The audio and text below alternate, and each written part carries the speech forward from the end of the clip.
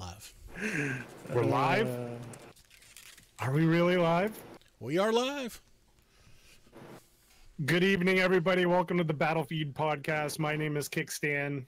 Today we are with, as usual, TFS Punisher and our extra special guest, BrettFX from Internet fame. Yeah, internet fame. I wish that was the case. He's internet famous. I'm still waiting on that famous part. It's supposed to come with like endorsements and stuff, right? You're famous to the people that matter. To people in the know, Brett is a big deal, okay? Okay. Right. We'll go with that. So what's up, Brett? While we're talking about you, why don't you introduce yourself to everybody, to the 5 people on the internet who don't know you? Well, that's perfectly fine. So I am BrettFX. I have been in the Battlefield community for quite a while. Been playing since BF2 was my first time playing the game. I have played 1942 in Vietnam, but didn't really have a lot of time in them. Of course, played 2142 and just everything since then for the most part. I really started getting into Battlefield hot and heavy in Battlefield 3. That's where most of my experience is like really kicked off from. So I started out as a competitive player. I played for X Factor's Minions, which if you guys don't know, X Factor is he was a main Battlefield commentator. Now he's just a little bit of everything. And so I was on the community team from Rival and played on that for like a year or so. Met a whole lot of really cool people, played some really cool tournaments, matches, a lot of fun. And then ended up, the scene kind of died down a little bit. It shifted from 8v8s, which is what I was really, really into, and then over to 5v5s. And then that's when I got into the 32 versus 32s. So I don't know if any of you guys did Pun or Kickstand, played any of the 32 stuff, but it was a lot of fun. I mean, we had big teams, 21CW, Global Conflict, Team Reddit, Fist. We had Level BF, just a lot of really good teams and organizations and communities out there who would play in these, and it was very fun. We treated Team Reddit a little bit differently than just a community. It was more of a opportunity to teach players how to play the game better. So how to play certain maps, what guns to use, how to control those guns. And we actually had, I think it was like 15 to 18 players come out of Team Reddit who were on top teams in Battlefield 4 for competitive play for the end of Battlefield 3 and in the beginning of Battlefield 4. So it was pretty cool stuff happening there. All of these platforms are on PC, by the way, that I did play, but I do cast on all the platforms. After Team Reddit in Battlefield 3, I started casting with Daskro.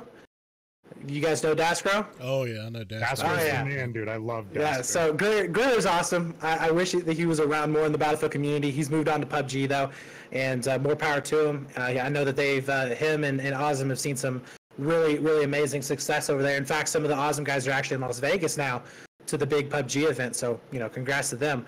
But I started casting with Daskro, and we actually had the cast from YouTube. What we ended up doing back then, because there was no spectator mode, is we would get the YouTube videos that the players would send in.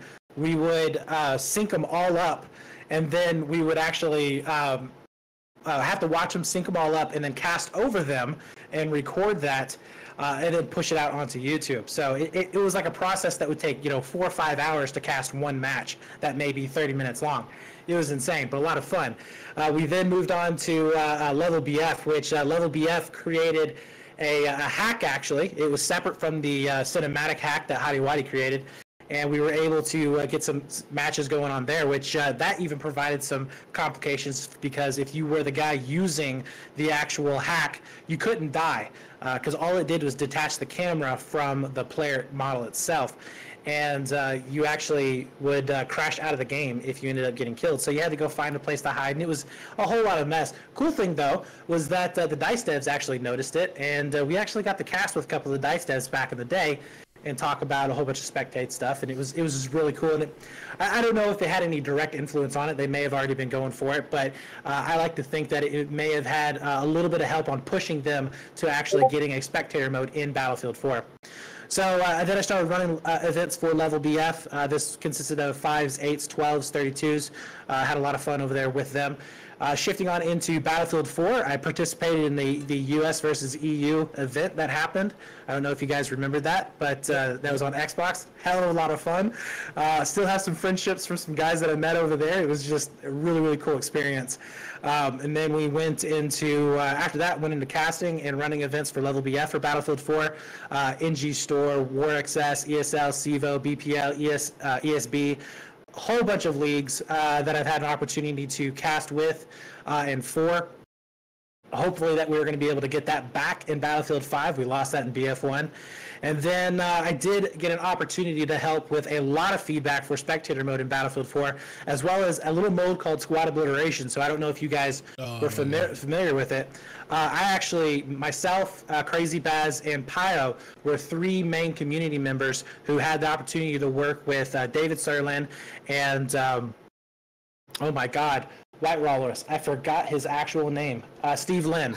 And I feel so bad because Steve Lynn is like the greatest guy ever. He's my favorite dev of all time.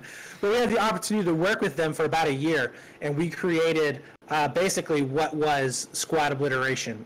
It was probably, I wish that we could have, I wish I had chronicled that process a lot more than what I had of, and I wish that they themselves had have actually publicized that process a lot more, because that was the best dev community feedback working together session that I have ever had, ever. It was amazing, the ability to be able to tell them feedback, get immediate answers, and see immediate changes within a few days on CTE. It was fantastic. So props to Steve and David on that one.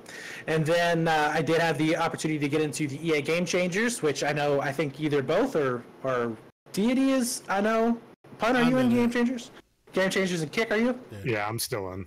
Okay, so everybody here is in Game Changers. You all know how that works. Awesome program.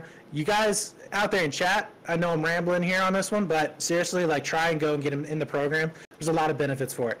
Even if you don't see benefits right away, there are a lot of opportunities that will present themselves later on for other games as well. So definitely go check that out. So I've been in that program for a couple of years now. As far as like just, any communities that I've been a part of, not really representing anybody right now other than maybe like the general competitive community. Hopefully we come back stronger, bigger, and badder than ever in Battlefield 5. But other than that, Battlefield 1 was a big nosedive, and I'm glad to get that in our rearview mirror. And it's, yeah, that's about me. So sorry for the rant, but that's me. No, I like it. And pretty much everything we're going to talk about today, guys, that's one of the big reasons why we invited Brett, is to get his insight, and we're all going to discuss the Battlefield 5 Closed Alpha, hopefully in great detail, just because that just ended, and just watching Twitter, it's still a huge topic of conversation. People, even people that didn't like the alpha, although that's a huge minority, are still talking about it. The people that appreciated it and liked it are still talking about it pretty voraciously. So that's going to be the topic today. And I think we're going to start off with the UI and HUD elements. And what's everyone's take on that? We'll start with you, Pun. Overall to me, I like the UI and the HUD. I thought, I was kind of shocked at first when I come to find out that I was spotting everybody without doing anything. But, I thought I had a lot of problems with the revive. When I first started playing it, I didn't even know how to revive, and I didn't recognize how to revive. Couldn't tell when anybody needed a revive, and I was, but it was just a learning curve. I ended up changing over to a colorblind setting, and it actually helped me out a lot. But I don't really I didn't have a whole lot of comments on it, other than I thought there was some little adjustments that they could have done. I thought that they could have moved the indicators for the flags down to around the mini map. I didn't like when you could when you were the squad leader. Here's one I did not like though. When you were the squad leader and you set an objective, all the other flags went away, except for the one that you had the objective set on. And I was like, well, how in the world can you tell if, say you're beside another flag and it starts going away and you're like, oh crap, I need to change the objective over here. You couldn't really tell if it was going away or not. So I just thought that was kind of weird. I didn't like how they did that. That's weird because mine was the total opposite. Really? Whatever flag I had marked as the objective disappeared, and the rest I could see. Wow. Okay. Yeah, that was like. I mean, anybody that was in the squad, I think that happened to. You know, it would all the only flag that would show was the objective flag, and everything else was gone. I'm like, that's not good. But I mean, you know, but it's a closed alpha. You come to expect things like that. I mean, generally though, I thought everything was pretty readable. I wish there was a way that you could tell direction. Something like I didn't see where you could really see a compass or anything. And I've gotten so used to compass strips across the top of the UI now, where like in PUBG, I was like, man, it'd be nice if we could have something like that. But I mean, overall, I mean, it was, if you were used to Battlefield 1, it was familiar for the most part. Yeah. So are you good on that one, Pun? Yeah. Okay. So first of all, the what you just described with the flags going away, that was confirmed to be a bug. It is supposed to just fade the flags. It's not actually supposed to go away. So that's not going to happen in the beta. So that problem is going to be gone. The other one, what was the first one that you mentioned? It's just had a hard time seeing when somebody needed to be revived, and that was probably more or less because I just didn't know it. You know, it was something that I just had to learn because it was a different icon than what I was used to seeing. Yeah, they hopefully they're going to be changing that into something that we can kind of customize, but I do agree with you there. My whole experience on this one, the passive spotting, that was the other thing. The passive spotting, they said, was a bug. That was not supposed to happen. So for those of you guys, because I know like IGN posted up a video all about it, and somebody else posted up a video like bashing it, and like I understand where they're coming from, but it was confirmed to be a bug like right after the alpha ended. So, but anyways, the HUD and the UI elements for it, for me, I'm kind of wishy-washy on it. A lot of stuff from Battlefield 1 that are coming over that I don't really like, but for the most part, it's fairly solid. I think that needs to be cleaned up quite a bit. Mainly, the thing for me that needs to be cleaned up is the points that pop up on your screen and the notifications for things. So one of the problems, and we had this in Battlefield 1 as well, and they actually toned it down, but the notifications for like your rank, or if you have that big V that pops up, whatever, like that's not needed. Also, the squad, the last man in your squad deal that popped up, like that was just obnoxious. Oh, yeah. You're right. Oh my God. It was. Why in the world would anybody think that that's an okay thing to have? Like, it's ridiculous. So that needs to go, or have an option to turn it off. Like, a lot of this stuff, guys, I think can be fixed if they would just give us the option to turn it off. The points that you see like stacking up, so when you shoot somebody and it gives you like 12 points, then 42 points, and then whatever for how much damage that you're doing to them, I would like to see that completely turned off. To me, that is annoying. It's distracting. It's more crap on my screen that I just don't want to see. I would like to see it kind of go back more towards the BC2 style, where it's very clean. You have just the enemy kills and the assist if you got one, and then obviously the squad wipe. Now that's going to be playing a huge factor in the Battlefield 5. So if we could just have like those three things pop up at the bottom of your screen, I think it would be fantastic. It'd be leaps and bounds better than what we have now. It wouldn't be a minimalistic screen. It would just be a clutter-free screen, because honestly, like that information that showed isn't that valuable. You can maybe make the argument that the damage is valuable, but honestly, if you tag up like 2 or 3 people in a spray, or in a nade or something like that, you're not going to know who you did the damage to. You just know that you damaged somebody over there and a group of them for X amount of points. So, that to me needs to be changed right there. I do like the fact that we have, and this is something really stupid, but a square mini-map. I don't know why, but the round mini-map, I hated it. I felt like I lost so much extra information on the corners than what we had when we had square. I would like to see the scores at the top be moved down over like we had in Battlefield 3 and 4 and BAC 2, like in every Battlefield in the last 3 years. That over the mini map. I didn't like the fact that they moved it up at the top. Some people love it. I don't. I kind of like to just have, like I said, more view on my screen as possible to be able to see as much as possible. The other thing, and this is something that was supposedly fixed in Battlefield 1, but in previous Battlefield games before BF1, you guys remember when you changed the FOV, your gun model would actually get smaller. Yeah, it would adjust. Well, and that was a bug, apparently. That was not supposed to happen. Oh, really? So, yeah. So I was talking to Florian about it, and that was apparently a bug. So in Battlefield 1, they fixed it. Well, it's incredibly obnoxious. I mean, it's just like, especially when you're shooting like the Bren or the Madison from Battlefield 1, oh my God, it just takes up so much of your screen. It's like half of it is just gone. I would like to see them take it back to the way it was. I doubt it's ever going to happen because, like I said, it was a bug. So I imagine that we're just going to have to deal with it for now on. But that would be something that would be kind of cool if it kicked back.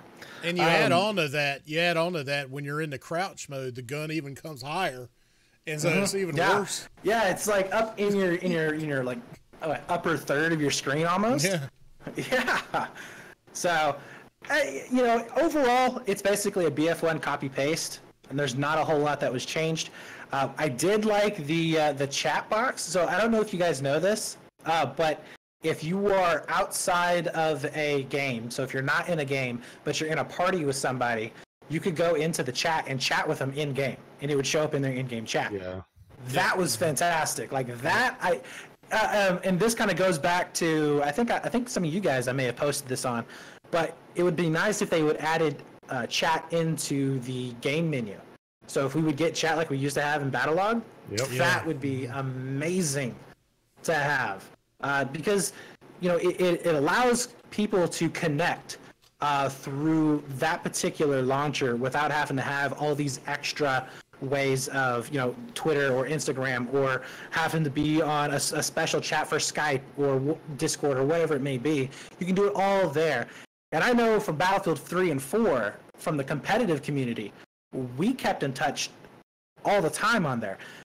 All the captains would add me, and then anytime they would have an event or a scrim or they needed a server or whatever it may be, they could just message me on there, and I could have 100 slots of those guys that could message me, and it was just really, really nice to have that. So kind of like to see maybe that kind of stuff come back as well.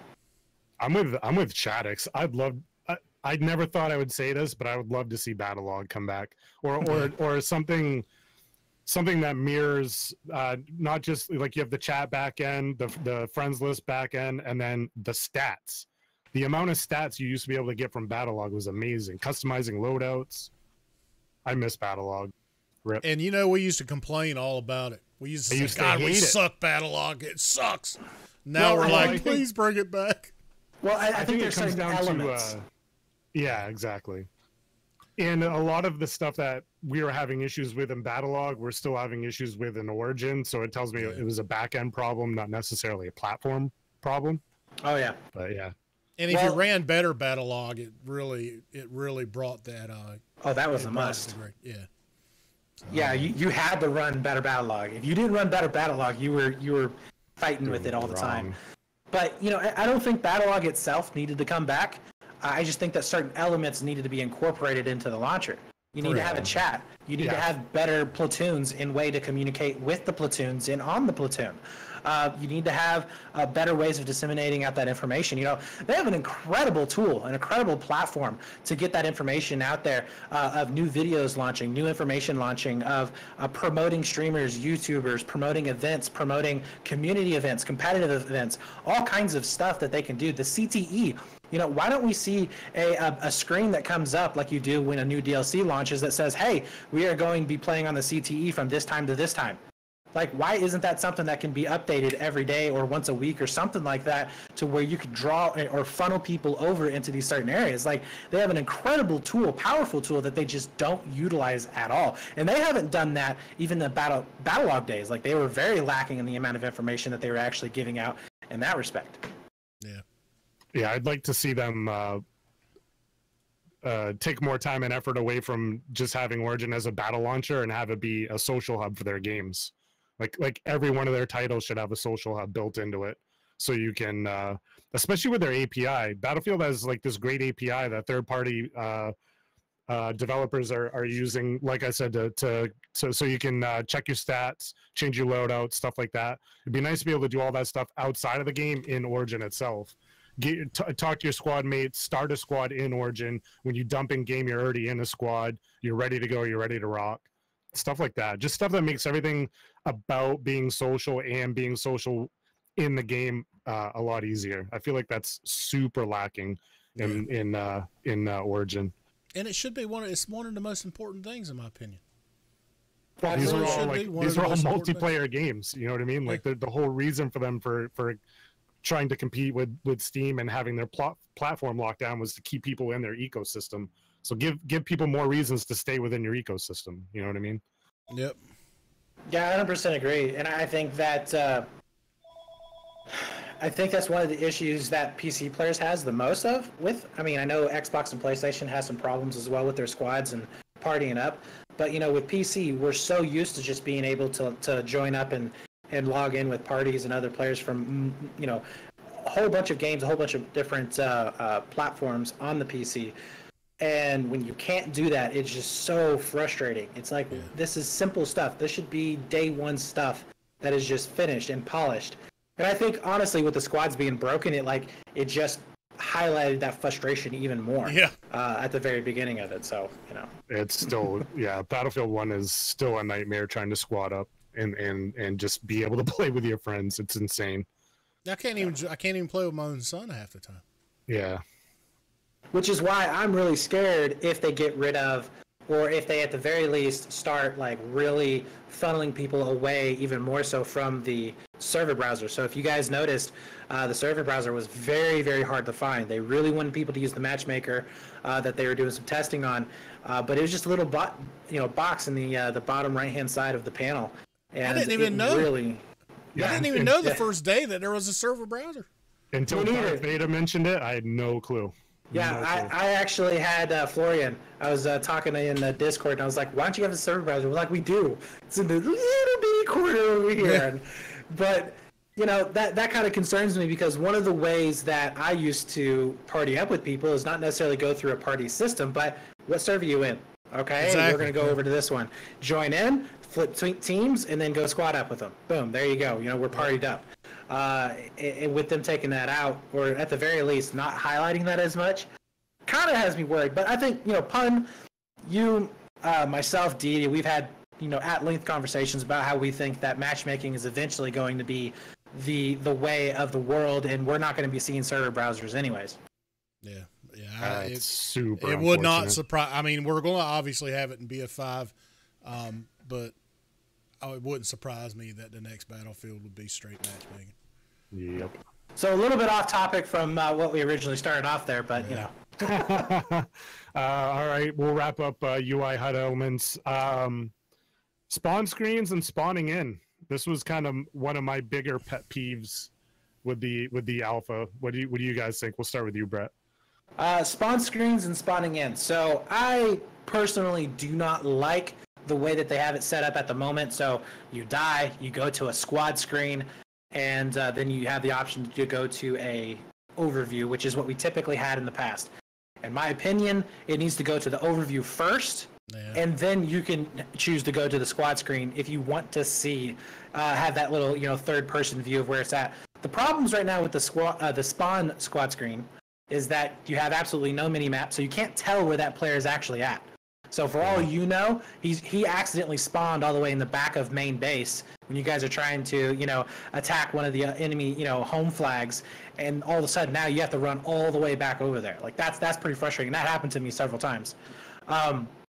You don't really have, the third-person camera isn't all that great because it snaps around with the player himself. So if the player's in a very heated engagement, or if he's trying to run around in some buildings, it's very, very difficult to kind of swap around and look at things. But I think they made some minor tweaks to it. It's a good idea. We had similar versions of it in Battlefield 4. We had it sort of in Battlefield 3. If you remember in Battlefield 3, when you selected an individual to spawn on the back part of your screen, it was all faded. You could kind of see what was happening. Different story, but I actually did some casting like that one time. And then and then was it BC2? BC2. I think BC2, you could actually, when you selected it, you just saw like it was on the main panel, the individual that you're going to be spawning in on. So it's been done before. I just think it's been done better. Like BC2 wise, I think was probably the best. And if they could develop that version of the system into this, I think it'll be really, really good. The bleed out, I didn't really mind the bleed out at all. I think that the bleed out isn't really all that much time, if not the same exact time as it was in previous games. Like the whole push spacebar to spawn faster bullcrap that happened in BF1 was just stupid. That was the dumbest thing that they could have done possible in order for squad play. I don't care what you say. Yes, some people got used to it, and some people didn't just go for it right towards the end of Battlefield 1 or the middle of Battlefield 1. Ending of Battlefield 1 for me. But it's still very, very bad. People mash that button and they just try and go to the screen as fast as possible. And the argument that, well, I want to be able to change my stuff, I want to be able to look at, what's going on. You're going to do that every single time. Yeah. Like you're changing your gun and your attachments and your character every time. Like if you're doing that, maybe that's why you're dying so often, because you haven't figured out how to play the game yet. I mean, it's like nobody does that. Like that's a weak argument. So I think bleed outs are fine. One thing I would change though, I do not think that you should be able to look in a 360-degree view. I think that it should be limited to either 180 degrees or like a 45-degree view in the direction that you were killed. And then I think that the player names, like the little names that are in red or blue above their heads, should be gone. I don't think you should be able to see any player names, and I don't think that you should be able to see any spotted players or the player that killed you highlighted. Maybe it can initially focus in on the player, but then after that it needs to stop that, because there were times where I was giving away way too much information to my squad mates while I was dead. And if you can't perma kill a guy who is downed, that's just way too powerful. Especially, and granted, I'm looking at this as a competitive player as well. I could see this being severely abused in competitive play. I mean, you basically could you could say, hey, just run around this corner real quick, die, and tell us what's around the corner. And you can do that for an extended period of time. There's nothing that team can do except for maybe throw some smoke on you. So I think that needs to be changed, or just have an ability to permakill. So as soon as the guy goes down, let me tap a couple extra shots into him and get him out of there. Yep. The smokes are broken, so that won't work anyways. That was horrible. Smokes are busted. Yeah, being able to sit in them and shoot out and be able to see everything. God, so frustrating. I'm gonna for me, the spawn screens. I actually, so the people that complain that you can't skip them or that the screen are too long drive me nuts.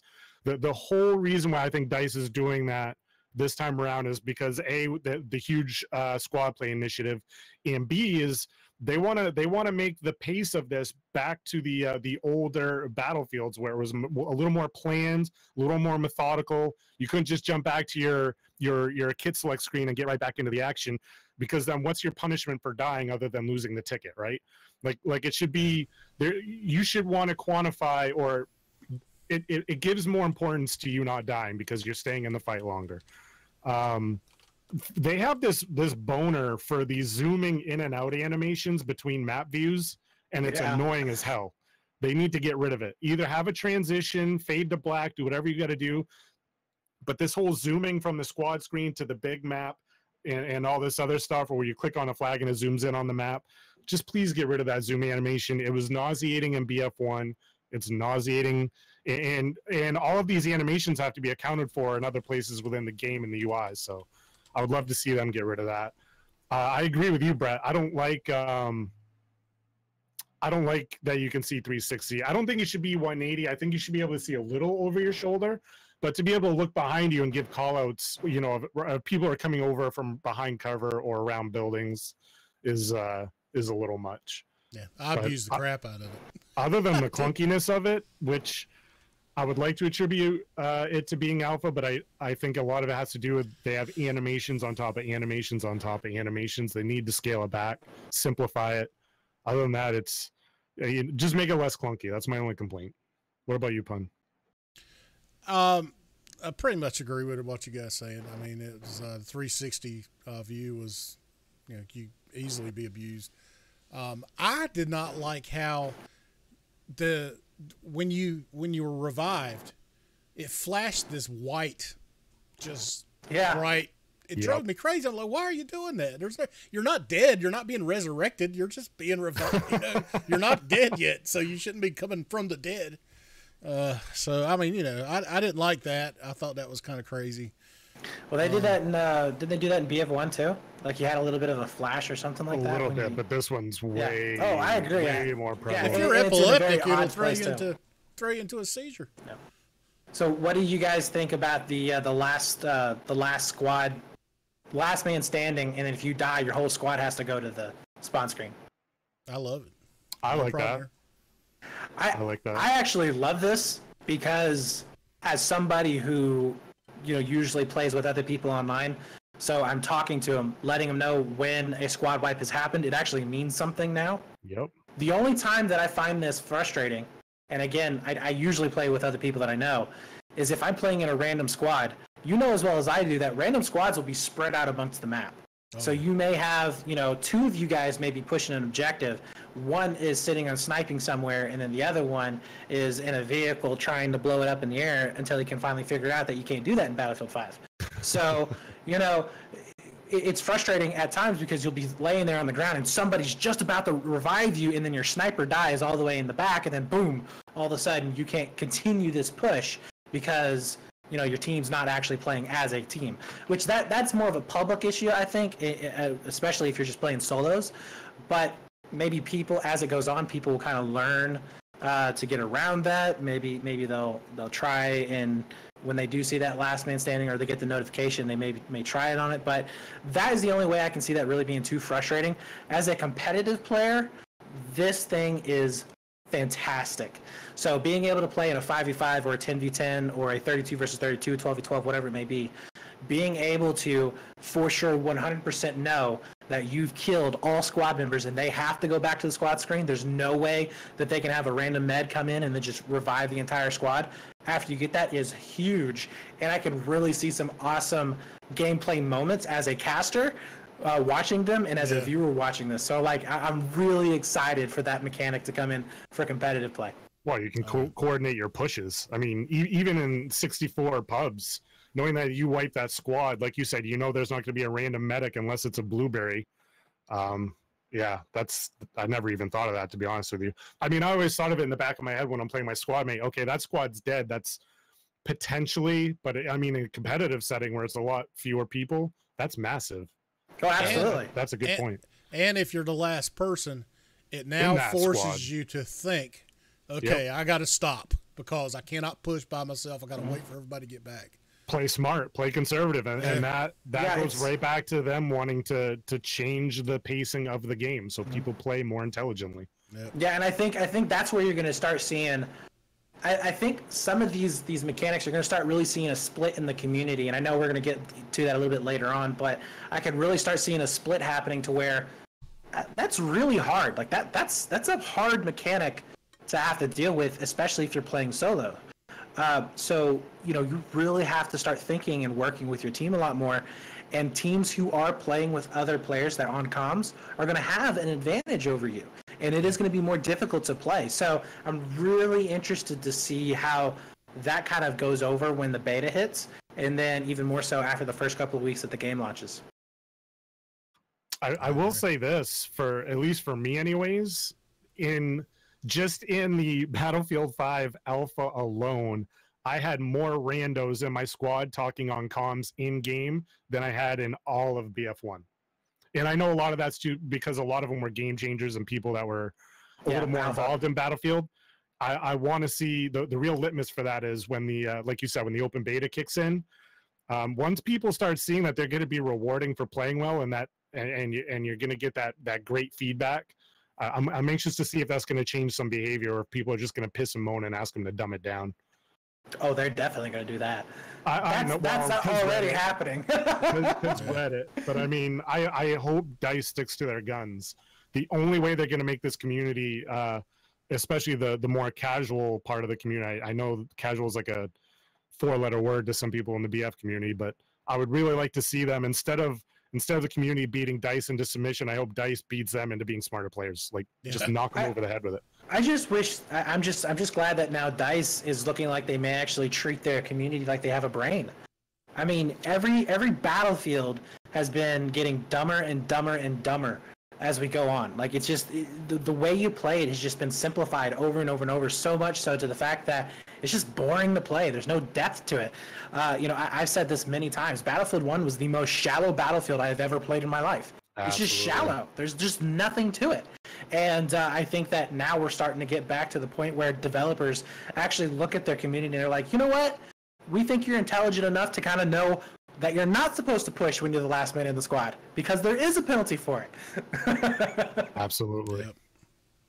Pun, do you have anything more to add? Or no, I think we're talking about the revive and stuff. I think that I appreciate what they were trying to do, because, you know, I like how it controls the pace of the game, and it really does slow everything down.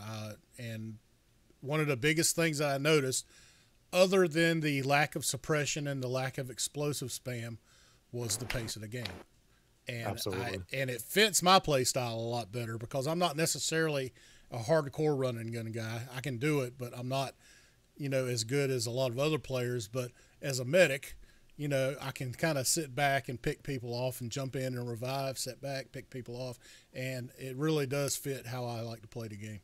So I love it. I like what they've done with it, and I have no problems with the timing and how long it takes.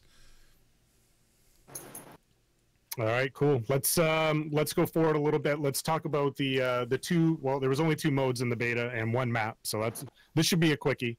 Yeah. But let's hit on the modes and the map we had for the alpha. We'll start with you, Pun, this time. Overall, I thought the map was good. Actually reminded me of Bad Company 2 a little bit in certain areas. I thought I kept thinking of White Pass, for instance, when I was in the town area. Kind of reminded me of that. I mean, I played a lot more Conquest than I did Operations, Grand Operations. To me, I'm not a big fan of Operations, and, you know, Grand Operations is just a bigger version of it, and still plays the same. I didn't think it was all that great. But that mode was busted. That's why that mode was very busted. They acknowledged it too. So, I mean, it was very heavy for the defense. I mean, if you were on the attacking team, it felt like you were a punching bag. And so I played a lot more Conquest. Loved it. Bringing back the old school Conquest with the ticket bleed going down, majority flags get the burn. It felt like home. I loved it, and so I never really had any problems with those two. I mean, Grand Operations, like I said, I just didn't like it. I did play a little bit of it, and but, you know, I don't know. I can't really talk too much about it, because, like I said, once I saw it, I'm like, okay, I'm done. I'm gonna move to Conquest and play. So, beautiful though. I mean, it was gorgeous, and all the destruction that they added in was fantastic. I thought there was the fortifications, how that worked. Once I kind of figured out how to get that to work and how to use it to your advantage, especially on the bridge. I thought the fortifications on that bridge in the middle platform, where you could put all the sandbags down the side, because snipers could peg you, you know, through that canvas tarp or whatever. That was the first thing I did in every round. Rush B and D, put up the sandbags, because later in the round it saves A and C. People just camp those hills. Yep. And so, I mean, overall, I mean, I just really enjoyed Conquest, and I could see myself playing a lot of Conquest. So. Yeah. What about you, Brett? For me, map was fine. I thought that was a very well-balanced map. Yep. It definitely was more of an infantry focused. I think that was pretty prevalent right there. You know, vehicles were not really going to be the focus on this particular map. The spacing of the flags felt really good. I think that the flag cap radiuses need to be toned down a bit. You know, this is an issue that we have with Battlefield 1. We've had it with in previous battlefields. They tend to make the cap radius just too big, and what that ends up doing is you have problems with people being able to just, even though you can tell that there is a guy on the flag, which you always really could, now it's very frustrating, because you have to spend so much time trying to look for him, and with them being, you know, in 3-story buildings and in little nooks and crannies, and how everything, the way it disintegrates off of buildings, how it looks so different, they can hide in it. It's very frustrating. So I kind of would like to see them cap radiuses get toned down a bit.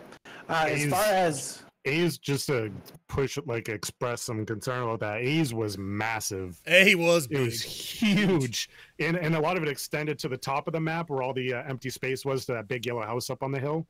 That cab zone was just insane. You would spend 20 minutes looking for one guy to stop the cap. Actually, the worst place that I had was B and D. Those are the worst places that I had. It was incredibly frustrating to try and get those players because they could be under a bridge or all the way up top, and it was just meh. Yeah, the verticality. Yeah, the as far as like the modes themselves, I've expressed this. Dog, you are killing me here. So the modes themselves were the grand operations is the same thing with operations, and I've voiced my opinion on this a lot of times.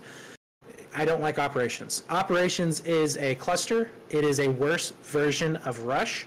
It's never had any merits, in my opinion. And in this particular map, it wasn't even that it was not balanced correctly. So I was on teams where we completely wiped the floor with the other team on attack, and I was on teams where we completely wiped the floor with them on defense. If you were on a strong team, you were going to win the game no matter what. If you're on a weak team, it just snowballed and it got out of control way too easily. And the fact that you don't have, like in Rush, the ability, if they take one objective, if you're an attacking team, if you take one objective, you can then focus all of your efforts on the last objective. Yeah. And while, yes, I agree, that is a meat grinder effect depending on how they build the map, it still is better for the attacking team and the defending team because you don't have to keep going back and forth. Like, it was so frustrating because, you would get a team that would cap over onto the railroad side of the map, and then they would have to, because there's such a big distance, they have to shift over their resources to try and cap the other side. Well, by the time that they got the other one capped, the other one's getting counter-capped. And it's just this stupid back and forth. It's just... I don't like it. I don't like operations. So I only played it for about an hour and a half. I had enough of it in Battlefield 1. It's going to be more of the same in Battlefield 5. Conquest, on the other hand, fantastic mode. I'm still a little bit leery if it's like what we had for Classic Conquest. I want to see this in a server because there were moments where it felt like we were scoring tickets when we didn't have the majority of the flags. So we would be like a 2-4 flag setup, and we were still kind of getting tickets. And the rate of those tickets that they were coming down felt more like it was a bleed plus deaths instead of just deaths that were making it happen. So I don't know. I'm kind of tested, but it did feel a lot better than what Conquest did in Battlefield 1. The fact that the tickets count down, that was awesome. The fact that you had a true dominating experience when you did have the majority of the flags. So you had games where if the team was a good team and they were dominating, it showed in the scoreboard. None of this bull crap where, you had 5 of the 6 flags and you only won with 100 tickets. Like, what is that? It showed. You won the 400 or 450 or 500 tickets at that time. So I love that aspect of it, and I think that the map itself it was very, very fun. If we have more of the same kind of map design going in for the other modes, I think that we're going to be having a really good base set of vanilla maps coming out for the game. Yep, I agree. Yep, I do too. And I comment on top of that with the games. I have never had so many close games between teams than I did with Battlefield 5. I had like 3 games in a row where each game's ended with less than 5 tickets, but split between the teams. A lot of comebacks too. Awesome. A lot of comebacks, especially if people were calling in their V1s and V2s at the right time on certain flags to wipe the enemy off flags and then back cap. A lot of comebacks. And not one time did I feel like I could give up. I had to give up and just say, okay. And Battlefield 1, you can get the 750 tickets, and you're like, okay, it's a waste of time for me to even try to continue. Just pad my KDR at this point. Absolutely. In BF5, it was like, dude, we got 50 tickets left, but we can still win this thing. Absolutely, especially when you're looking at your team and all of a sudden you've got the cap advantage. Correct. All of a sudden you see that D flag cap over, and you're like, oh shit, we now have 4 of the 6 flags, and we're pushing them on their heels. Like, let's get this done, boys. Yep. Exactly. That feeling was back where it was a fight all the way to the end, and not just to 3/4 of the tickets and then you're done. But not even that. In BF1, depending on how the round started, there were certain times where 5 minutes into that round, it was mathematically impossible for you to come back and even come remotely close to making a comeback. So. Yep. Sweet. All right, let's get to gameplay. What do you guys think of the general? We'll just do a quick general overview of what are some of your bullet points, pluses and minuses on the overall gameplay, Brett. So the gameplay was fun. It was enjoyable. I had a lot of fun just getting in there and playing, either by myself or with a squad. It was just a very enjoyable experience. With that said, it did feel like that I had to work at the game, which is something that I like doing. Yeah. So it felt like I had a struggle at times. It felt like that the other player actually did beat me because he was better, not because of some BS crap, feature that was put into the game. It felt like I was actually outplayed in a lot of those situations. So it felt really, really good from that perspective. I'm hoping that we're going to be seeing a lot of depth coming out. Archetypes are going to be pretty interesting. So from a gameplay standpoint on archetypes, that I'm still kind of wishy-washy because I haven't really seen a whole lot on them. I think only one class had multiple archetypes for it. But overall, it was very, very solid. It didn't have a whole lot of glaring issues, I don't think, like Battlefield 1 did. In Battlefield 1, you had like the class breakdown. To me, I think that they broke the classes in BF1. You had issues with medics. You had issues with why would you even play one? You had the issue with the snipers, all that kind of stuff. In this one, it felt like it was fairly balanced. People were playing a lot more roles, not just to test them out, but because they either liked the role, they saw an advantage or a reason to actually play them. One of my favorite game or roles to play was the medic with the MP40. Like, that was a very solid setup for me. I was playing the objective. I was making sure my teammates were staying alive, and it felt good. So I think that class structure is really good in Battlefield 5. Just overall, I think the gameplay is very, very solid. And if this is, like I said before, if this is the base, this is what we're getting as a base, I'm very hopeful for the future. Oh, yeah. Ditto. Yep. What about you, Pun? Again, yeah, I thought it was solid. The game was paced well. Like Brett said, I thought the classes worked out well. Curious, like he said, to see how the archetypes work out. I kind of wish that we had more of those to work with for each of the classes, that we kind of see how it played out with different balancing. But, the only issues, again, this was a closed alpha. You saw some performance issues with video and the optimization. There was some weird stuff going on with sensitivity between ADS and hipfire that I could not ever get my hands on. I could not figure out, because it was like ADS, you'd switch it and it was just super slow compared to hipfire. And as much as I tried to adjust it up to try to get the sensitivity to match hipfire, I could not ever get it to work.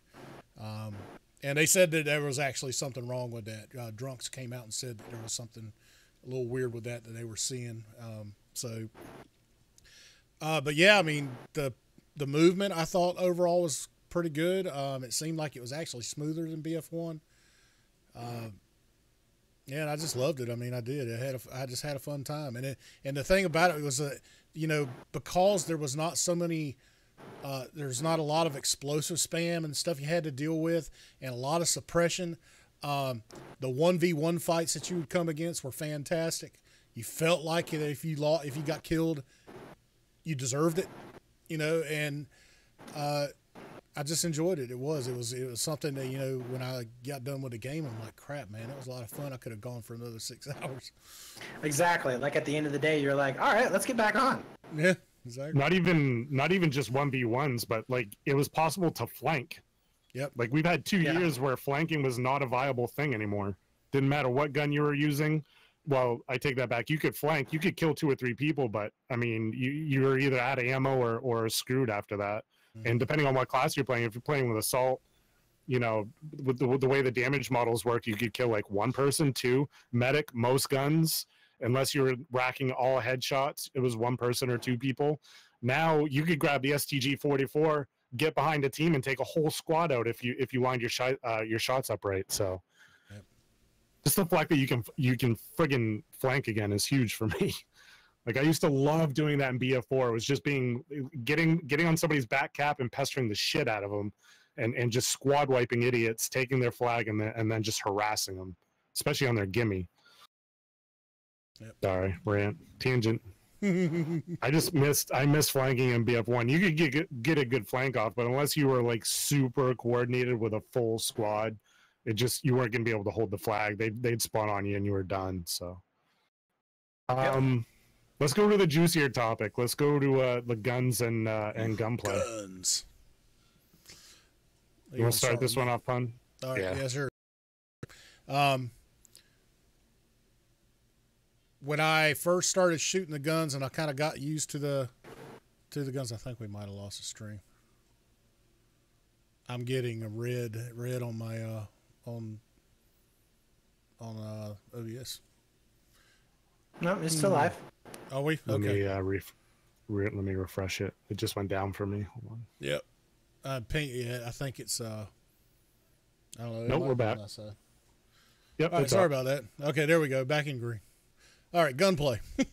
So yeah, gunplay, I loved it. Absolutely loved it. I thought it reminded me a lot, kind of a combination between Bad Company 2 and Battlefield 3. The fact that the suppression, again, was not there. It was visual only. You didn't have spread penalties because of suppression. You felt like you could, if you went up against one or two people, that you actually had a chance to kill one or both of them and live through it. And I thought a few of the guns were a little strong. The Gewehr was extremely strong. I thought over range that thing needed a little bit of an adjustment, and you could spam it with minimal recoil. So I think, which I think they made a comment in the article they posted yesterday about the closed alpha feedback, and they talked about adding recoil to a few of the guns. I think the Gewehr was one of them because, it needed it because it was just too spammy. You could just wear people out with it at range anywhere. The SCG-44 I thought was a great assault gun. A lot of people thought it was a little too strong. I thought in the right hands it could be, but I think generally a lot of people, I don't know. I thought I never I had a problem where felt like I was getting killed too much by it. I liked how it felt, and if you can tap fire at range like that and kill people, then so be it. I personally would like to see it stay the way it is, but I can understand if people, say that it was a little OP, but I personally liked it. I didn't get to play the MP40 too much. I tried it a little bit, but I just got to where I liked the Gewehr so much. I just really enjoyed playing that gun. So, yeah, if you like playing the run and gun style, which is what I do, I'm a very aggressive player. Even when I'm sniping, I'm a very aggressive player. The MP40 was fantastic. It was far better than what the Gewehr was when you're trying to push up, especially when you're on the northern side of the map with the buildings and like C and Echo and all those places. Like it was such a good gun. But for me, so first of all, let me answer the question from Shadox here.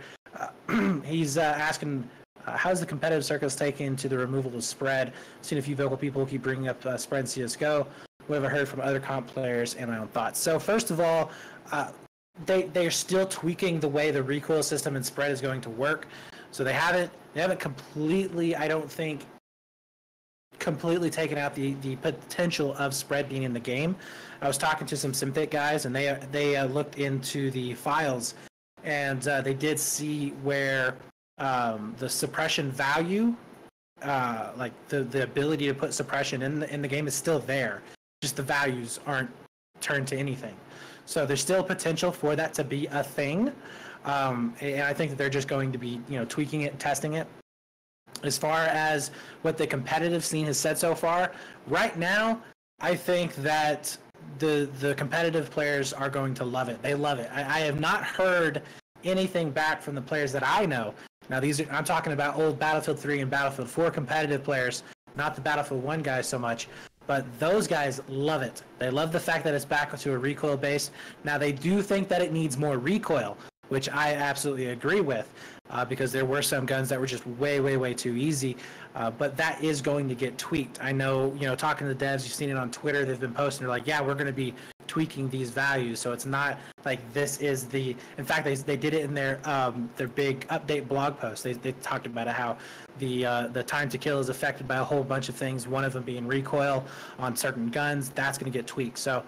But overall, I felt that it was in a much better place than what we had for Battlefield 1. And I hate to just keep on saying, better than Battlefield 1 or Battlefield, but that's really the case here. Like, Battlefield 1 was just such a departure from what we had in good Battlefield games, like the whole franchise, that, like, and it's funny too, because, like, people talk about Hardline. Hardline was exactly the same as Battlefield 3, it just had a cops and robbers skin. Battlefield 1 was literally a game changer. It completely threw out, like, the model, the whole entire model, and went with something else. And it was horrible. It was terrible. And what we had was just really bad spread mechanics. Hipfire spray was godly, and suppression was just out of control. So, I like the gunplay right here. I think that it's going to be good for both the competitive and the public players. I think that the recoil needs to be increased on all guns.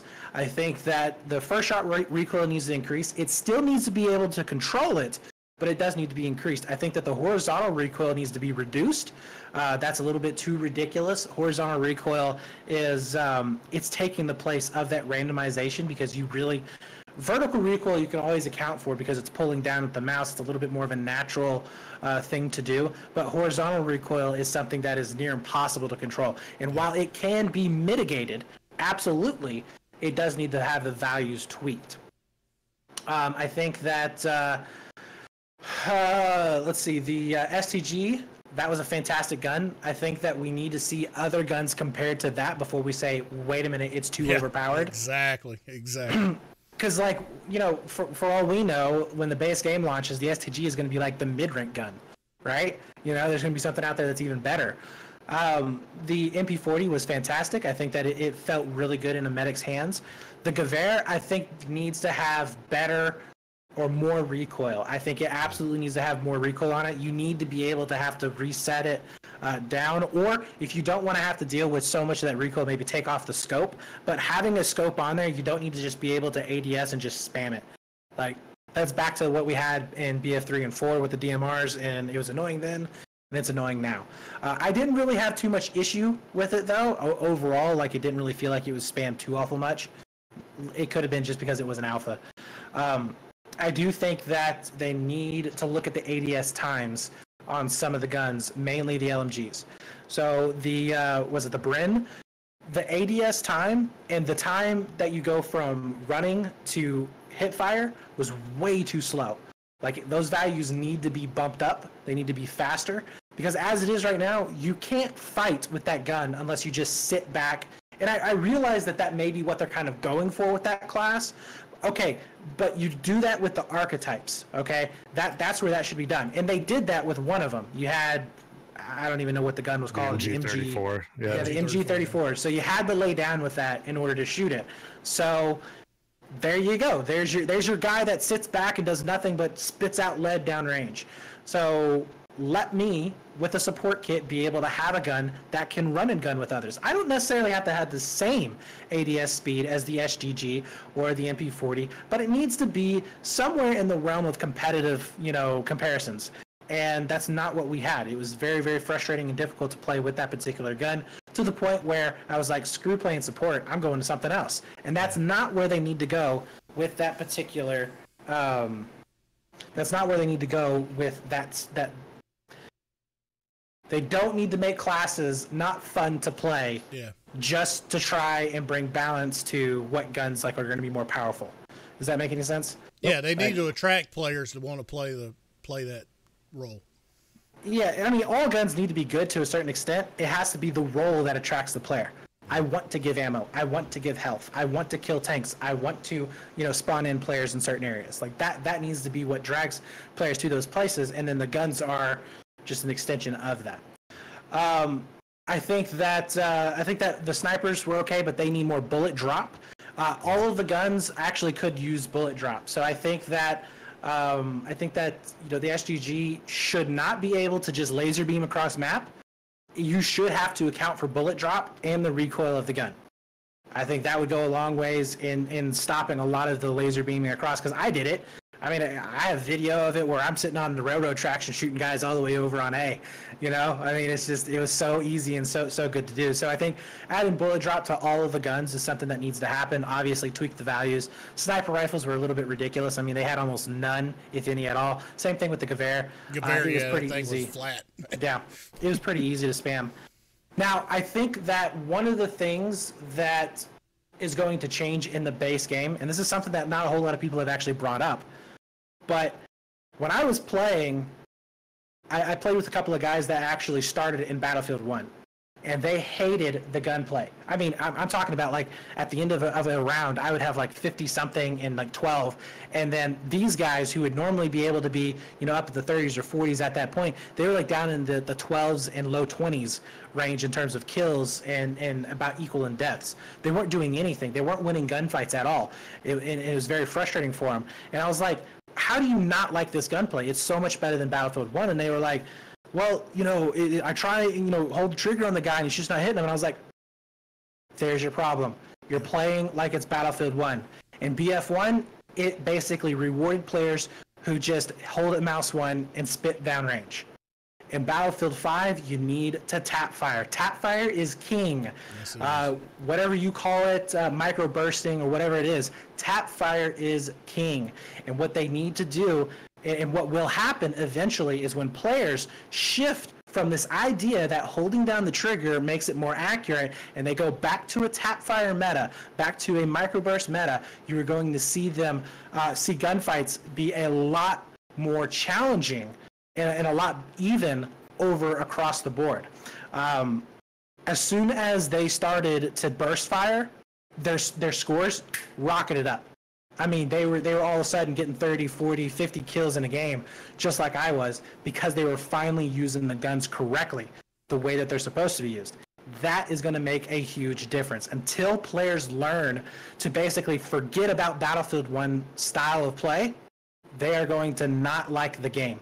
Once they figure out that microbursting and tap firing is key, then they're going to love the game. Because honestly, basically the strategy of it, placing yourself around the map, making sure that you're going to be in a good position to attack, defend, whatever that may be, that is all still key. The gunplay was what was missing, and now once you figure out how to do that, it's just going to bring the level of play, the level of competitiveness in games to a whole new level. I agree. That was one of my big pet peeves with BF1 is if people dumped a lot of hours into that game and hadn't played a lot of other shooters, it was going to give you a lot of bad habits when you went to play other shooters. Yes, it does. It's the only first-person game that I can think of that rewarded mag dumping. Yeah. Like if you were to play, can you imagine somebody playing BF1 and be like, "Oh, this CS:GO game looks fun. Let me give this a try." Like, can you imagine? Just it instills in you very bad trigger discipline when it comes to other games. Absolutely. I actually agree with you. I would like to see bullet drop. I don't want BF3 or BF4.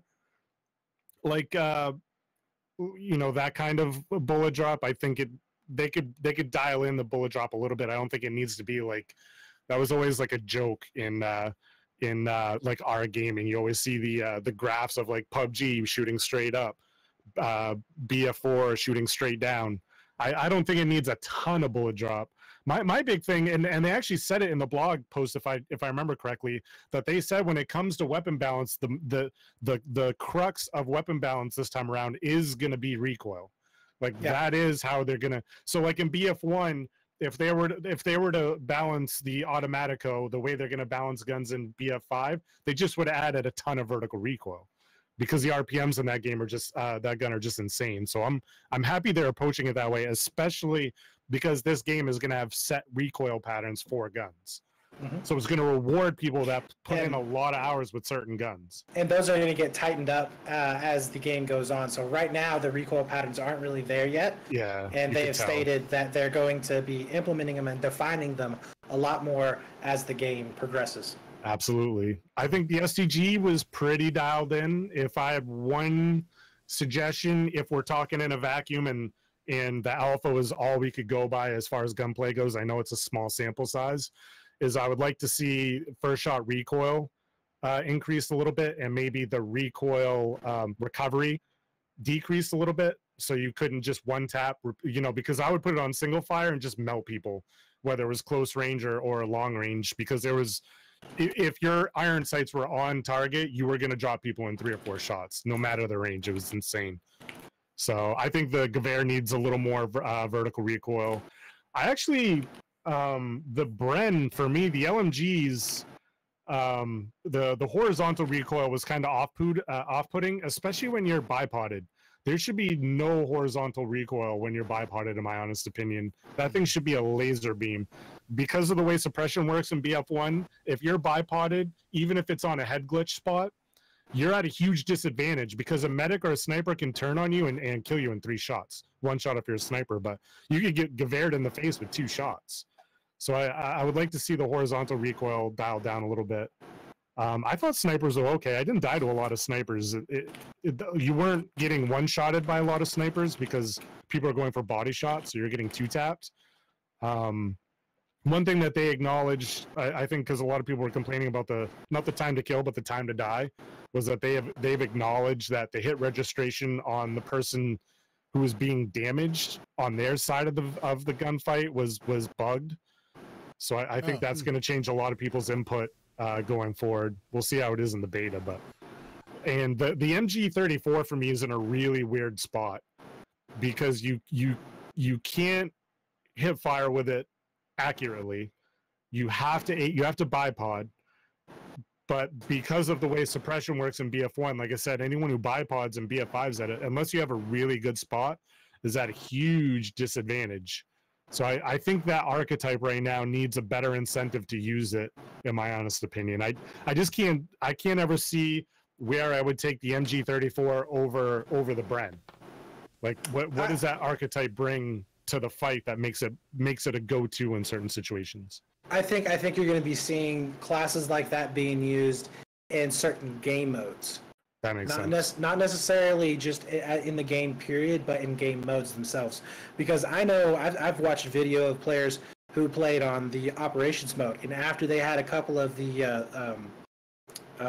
fortifications laid out, they were able to bipod up and just do a horrendous amount of damage to the other team as the defenders. And I think that's where you're really going to be seeing, because it's basically a mobile turret that can go around the game. So I think that's where you're really going to be seeing those types of archetypes being used, not necessarily in Conquest. In Conquest, you're absolutely right. It's going to be useless. I mean, you're going to come around the corner and you're going to try and hit fire that bad boy, and you're going to be like, well, might as well just lay down and die, because I ain't going to be hitting the other guy. I do agree with you that there shouldn't be any recoil while you are bipoded. I think that or a vertical recoil at the very least. If there is any recoil, it should be very, very minimal, and more focused, I think, on like horizontal recoil. But I do think that you need to be able to have the cooldown time. So like how the barrel gets hot. Yeah, you can't just dump all 100 rounds. I think maybe they can play with the timer on that to kind of even it out a little bit.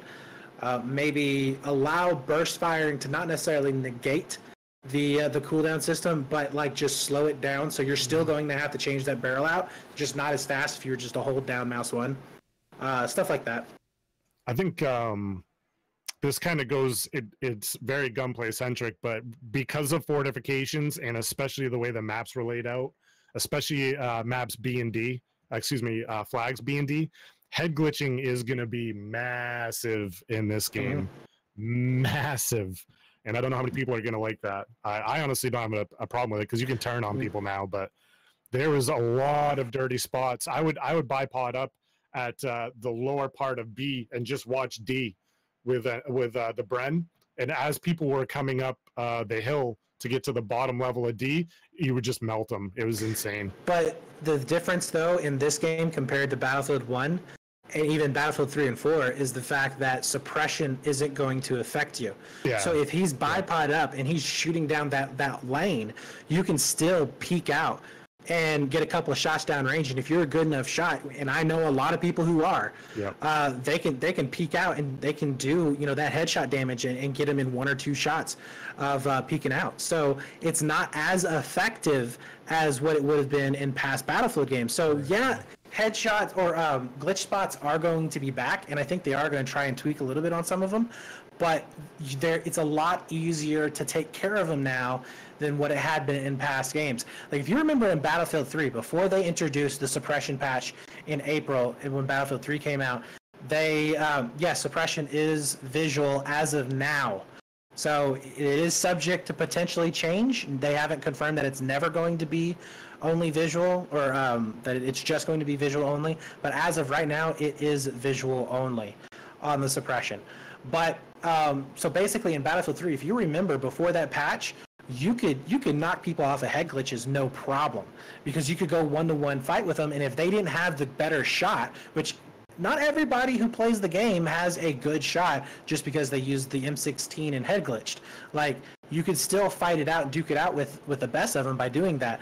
And now we're going to have that back in Battlefield 5. So I'm looking forward to it. I think that's another area where you're going to see good players getting better, and that's going to be another area of the game that is going to have depth to it.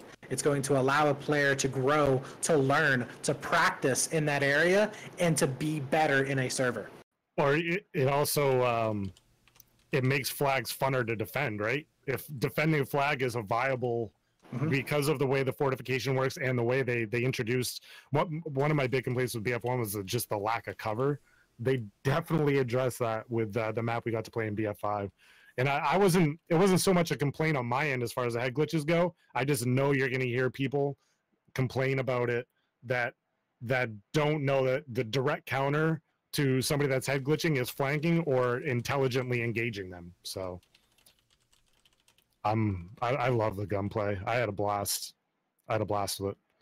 Pun, what do you want to hit up next? Are we going right down the list? Do you want to keep going? I definitely want to talk about the health and ammo system. Yeah, let's talk about that, because that's really one of the big game-changing issue or functions of the game that we saw that really hasn't been really well. It has been, I guess, in older Battlefields, but you know, with BF3, BF4, and BF1, it's not been like this. So yeah, I'm gonna start off on this one just because I only have a couple. Because I actually like the system and I like the way it's implemented. I think they only need a couple small tweaks, and I think it'll be honed in for at least for what I can appreciate. Health for me is fine. I would actually like to see it a little more hardcore and have no health regen, but that's just me. Or maybe just 50%. The ammo system I like. I just think a couple classes suffer from a lack of ammo. I think Medic and Scout should maybe get a mag or two more. Not a lot, like maybe 25% more ammo. Because as it is, when you were spawning in as Medic, you had like what, two clips? Yeah, 2 clips. I think Sniper had 2 clips. If you were using an MP40 or the SGT, you had 1 mag and 2 1 mag in your gun. Okay, all right. No, you only had 30 bullets in reserve and then 30 bullets in your gun. Yeah, but if you were using the Gewehr, you had the same amount of clips, but way less ammo, right? Well, it was all percentage based.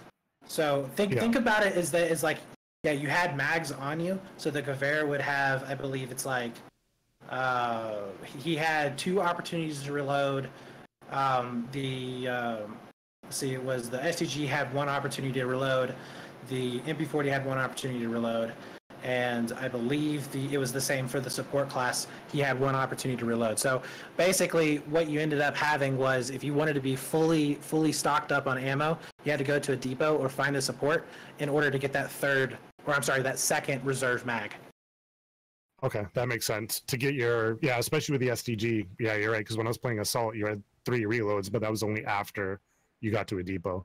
I actually like depots too. I think depots are awesome because it adds hotspots around every flag, and they're important. Those are resources that you either want to protect or capture to extend either your push or hold your defense. So I really like the new system. I think attrition is great.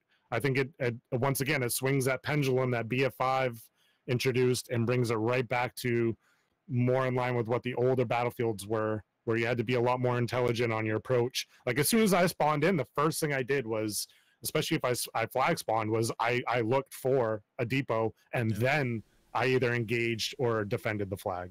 But what about you, Brett? So for me, I am loving the new health and ammo system. Coming from an old school Battlefield 2 fan, you know as well as I do that health regen wasn't a thing. You had to have medics, or you just ran around with reduced health, and it was like that, I believe, all the way up until BC2. So even in BC1 they had that same system, and then BC2 they introduced the health regen system. My opinion, the health regen was fine. I liked it. It didn't really, it didn't feel. It could have gone a little bit more hardcore, like what you were talking about before, but I think it's a really good compromise for players who have not played with that before, that style of play before, and to players who have, because it still is going to affect. If you get a good nade on a guy, he's still going to be damaged when he tries to peek out after he's done a little bit of health regen, as opposed to you, who may still be at 100 health. So it's still going to have effect on the game. I like that. The thing that I didn't like when it came to the health part is the how they communicated to you that you were getting health. So there was a lot of times as a medic, I would throw a health pack down in front of me, I would run over it, and I wouldn't pick it up. Yeah. And I would have to run back over it, and then back over it again, and then back, and then finally it would pick it up. And then sometimes I was a medic, and I'd throw it down on the ground, and I'd pick it up immediately. So I think that they need to do a little bit more work on that system, or at the very least, maybe like notify me. Like if there is a timer. See, I don't know if there's a timer between when you get damaged and when you can actually pick up health. If there is, maybe they need to have that in like some sort of a circle timer over the health pack or depot itself, so that hey, I gotta wait another 3 seconds before I can go get that ammo or get that health because it's in during a firefight or whatever it may be. I think that would be helpful. So that was my only problem, I think, with the health really in the game. I like the fact that it doesn't regen all the way up, and I do like the fact that it feels like you could do some sustained damage to a player instead of him just hide behind a corner, heal back up, and then try to come back out. He has to have that medic there. And it brings importance to the medic again. It brings that role into a almost not necessarily a must-need, but definitely something that's going to make it a lot easier in order to successfully push an objective or something. So apparently you could hold 4 to heal yourself instead of throwing the bag on the ground. I didn't know that until after. Yeah, I didn't know that either. So that's interesting. I don't really like that system myself. I like the system because I know, like in 2142, you could hold, or you could equip your med pack and run and heal yourself while you were going with it. It was okay back then. I still would rather just pull it out, throw it in front of me, and then have my gun out, because if somebody came around the corner, I'd be able to defend myself, yada, yada, yada. And I think that with the bags, the med bags, like, you need that thrown out look to it, and then, I don't know, I just would rather have it to where it would just be more consistent when I pick things up. As far as the ammo goes, I think that the ammo needs to be bumped up 30%. So I feel like, in my opinion, you need to be able to start out with 2 extra mags and then have the ability to carry a 4th when it comes to the ammo for guns.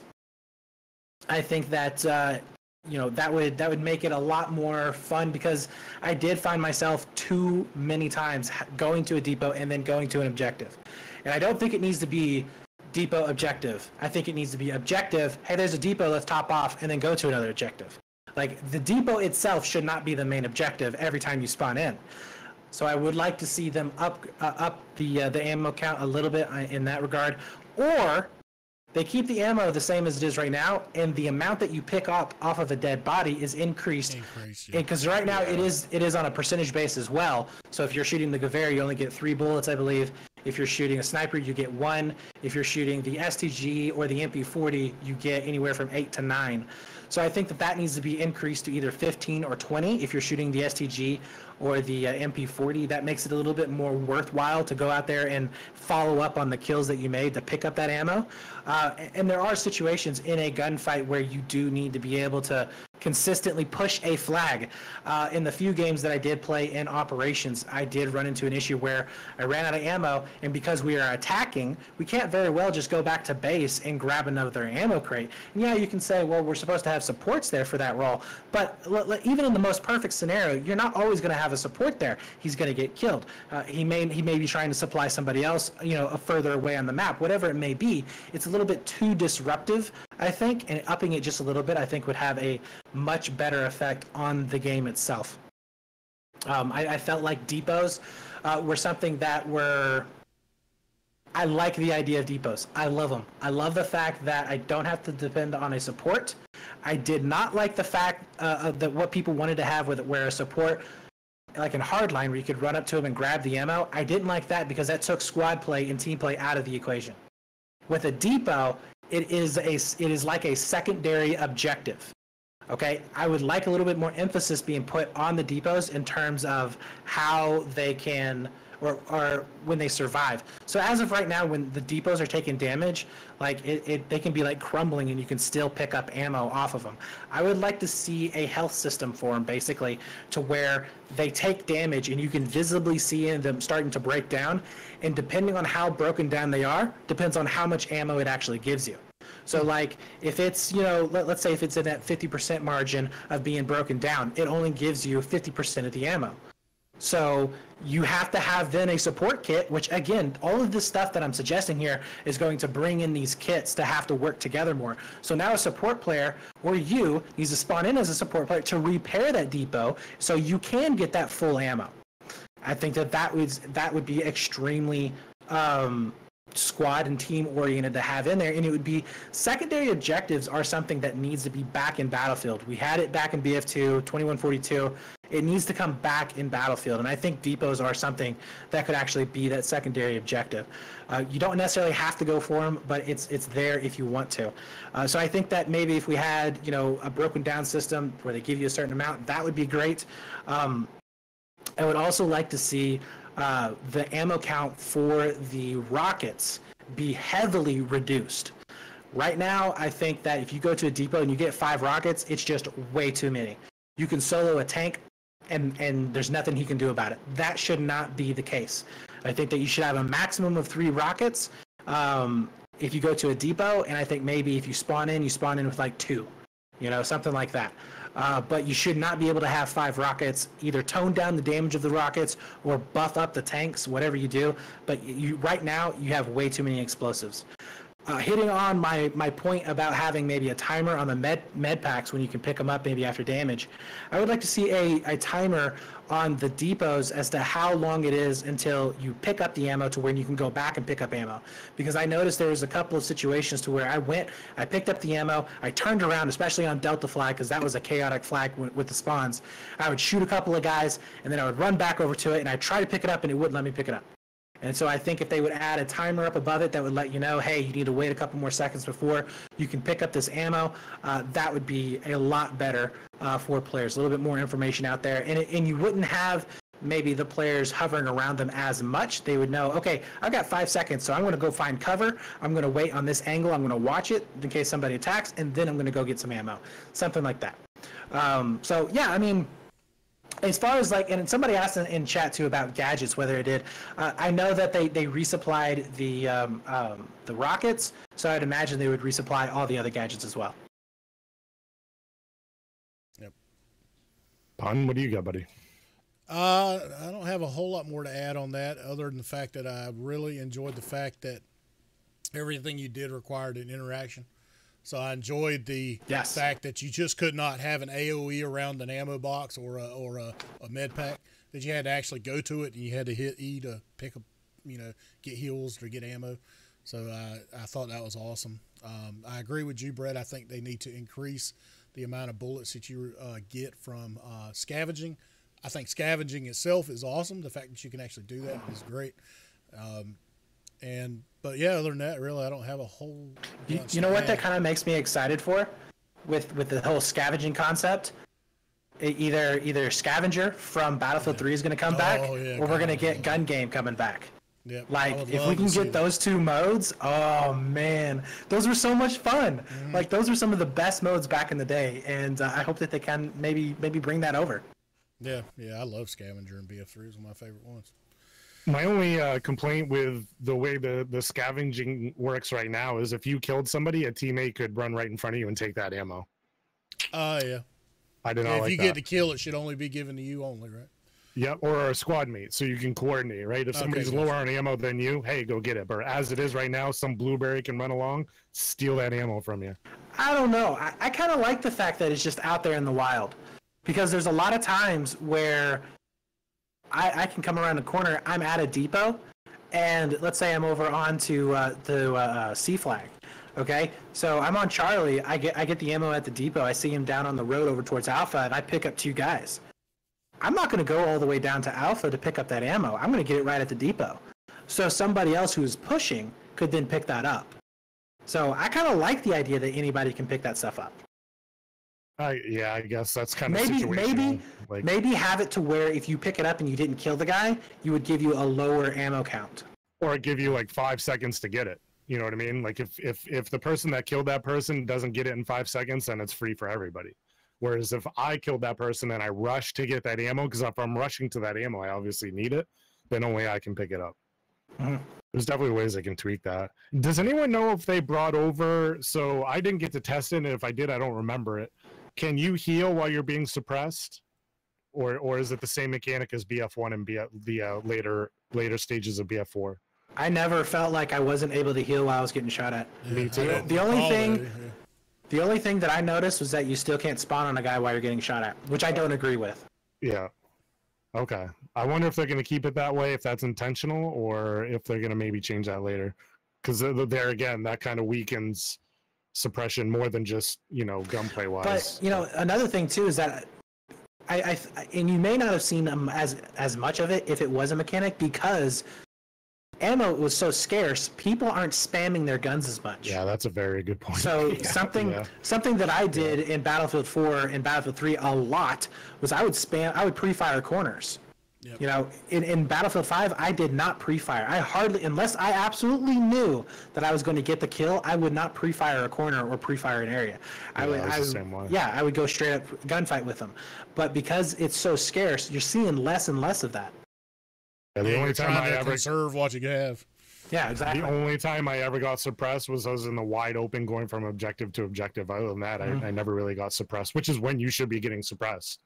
Yeah. Or when a squad was trying to push. But there again, that's the only time you really should. That's a very good point. I love that. See, now that you've shined the light on that makes a lot of sense. And there's so many layers to this delicious ice cream sundae they've made for BF5 that I'm just, even little things like that where I guarantee they never thought of it and it wasn't intentional, but it just adds another piece to that pie. And I love that. Just a little bit more depth to the game. Yep. Do you want to hit on classes, guys, or did we I think we talked about it already. Well, there's one thing that I would like to say on classes. So right now, I think that they are more balanced in Battlefield 5 than they were in Battlefield 1. I think the fact that we have the option to have an MP40 right away for the medic class is going to be balancing him out way more than what it was previously. The fact that you only had DMRs really hurt what the class could do and where he could do his job at, which was really needed on the front lines. I think that right now the assault kit could use a little bit of tweaking.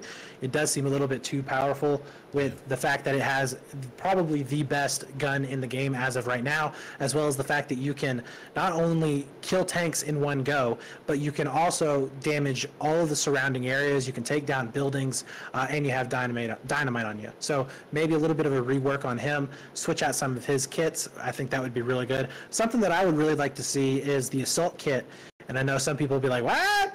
But if they took the assault kit and they put the squad beacon on him, because he's going to be in the action all the time, and you want your squad beacons to be around the action. A lot of times you're not going to be getting that with the recon kits, so I think that would be kind of cool. I think that the support class is in a pretty good spot overall with all of his gadgets. Same thing with the sniper. I think he's pretty good as of right now. I think archetypes are going to be interesting. I think you pointed this out to me, Kickstand, the fact that the sniper archetype has an option to get a submachine gun. And that right there excites me because I like to play an aggressive recon. I like the gadgets that he has, but I do want to play aggressive. So, it really, I think archetypes are going to play a huge role into this, and we'll kind of see how that shakes up the class structure. But it's better than Battlefield 1 as of now.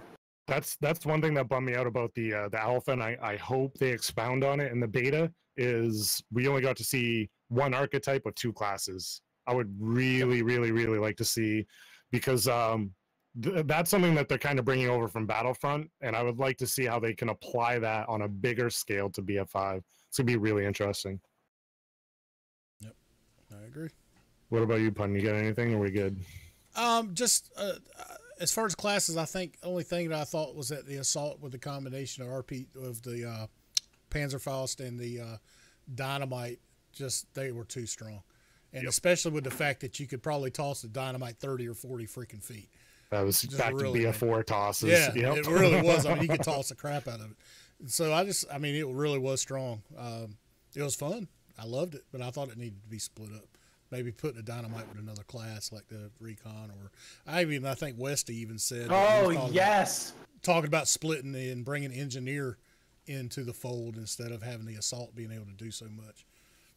Yeah, go back to like what it was in earlier Battlefield games, and even as early as was it BC1, I believe it was, where you had the specialist, where you had access to the submachine guns and the TNT and the tracer dart. So yeah, he played like a whole different. Was awesome. It was such a fun cheese weapon. Yeah. All right, so next we'll hit up squads and team play, which we've talked a lot about already, but I mean, this is the biggest initiative in Battlefield 5. So what do you want to start with on that, Pun? I mean, I think the direction they went is good. I thought that you saw a lot more squad dependency, which is a big deal, because I think it forces even pub players to try to play together, because if you try to go out there alone, you're going to find that you're not going to do well. And so I really enjoyed it, and I thought it worked well. I really did. I didn't have really a lot of issues with it. I think, when you add all of the other gameplay components that we've talked about already into that, I mean, it really does make you think about what you do as a squad. Do we need to push? Do we need to sit back? Are we going to, instead of going flag to flag and attacking, are we going to sit back and defend this flag because we know that, there's a push coming from the other side from another team? So I loved it. I really did. And I found that even playing, on Discord, playing with you and playing with other friends, and just being able to get out there and have at it, once we got through the whole issue with the squad lobby system, it was a freaking hell of a lot of fun. I just really did enjoy it. Alrighty, Brett. So on squads team play, I think that Battlefield 5 has definitely ramped up what we can see in general team play. I think that you saw a lot more, especially in Conquest, a lot more players, opportunities for them to defend the flags as well as attack. So in Battlefield 1, it was a zerging craziness, right? You just saw teams going in circles. That's all they were doing. They were going in circles, going for those cap points. In this particular session for the alpha, you saw a lot more players going in for those defends. They were spawning on flags that were starting to get taken. They weren't really trying to zerg around the flag. They were actually trying to hold what they had. That could also be attributed to the mode itself being back to the way it was. But, the team play was there. The aspect of it was there. I felt like players, for the most part, were doing a pretty good job of playing different roles. They weren't just trying to play the assault class like we saw a lot of times in Battlefield 1. There was a pretty good mix of it. I never really ran into a server where it was just like all one class and that was it. And you maybe have like 3 or 4 of another one. The one thing that I would like to see them doing is add in some kind of a feature at a spawn screen to where it would tell you how many of each class are actually being used. So tell me if there's 27, assaults being used, but only two medics, one, support. Okay, I'll go support or medic, right? Because that's what needs to happen. Yep. And I can kind of fill that role by seeing what needs to be filled. As far as the squad part of it, I thought the squads needed to have that fifth player back. I really don't like the fact that they limited it to 4. They may have limited it to 4 because it makes sense in the numbers, but to me, I want my 5 players in the squad. I play in a lot of mixed squads when I go online, so I have a lot of friends that play vehicle as well as infantry. And a lot of times I'm in a squad where, I have 3 guys that are playing vehicles, and then me and the other guy are infantry players, and we're working together on a certain flag while the other guys are up in a helicopter or in tanks or in a jet or whatever it may be. They're not on the ground helping us. They're in vehicles. And I want to play with them, and there's some really good teamwork aspects to that style of play, where you have most of your guys in vehicles and only a few running around on foot. But with 4 players, you can't really do that. It really limits what the squad can do. And I would kind of like to see that 5th player back. I know it's not going to happen, but I would like to see him coming back. I think that the squad, what do they call the things that you can call in? I call them squad streaks. Reinforcements. Squad reinforcements. Enforcement. Yeah. Okay, so the squad reinforcements, I liked it. I liked the idea from it. I think that it's been a long time coming for Battlefield. I don't really understand why it was looked down upon so much. I think that if you do it point based and not just kill based, and because it is a whole squad, I think that it's a very fair and balanced thing that you can have, and it adds another teamwork element to it. Your squad wants to get to a point where they can start using these reinforcements. Obviously, we didn't really tell the scope of the reinforcements because we only had 2 of them. We had a tank and a rocket. Now, in my opinion, because the tanks were like paper, we couldn't really test out the tank. To be honest with you, it would have died almost instantly once you started getting it into the game, and a lot of times it didn't make any sense to have it in the game, because once you spawned it in, you then had to have one of your players die, one of your squad mates die, or you die, and then go all the way back at main spawn, jump in it, and then drive all the way up to where you're going. Well, in a firefight, that's not going to help you. Whereas with the rocket, and this is what I was trying to explain to somebody on one of my YouTube videos, because he was saying that the rocket was overused, and it was pointless to just save up for the rocket because you weren't really helping your team just to get a couple of flashy kills. The thing is that if you use the rocket correctly, it doesn't even matter if you get 0 kills. What you're going to be doing is to zone out certain areas.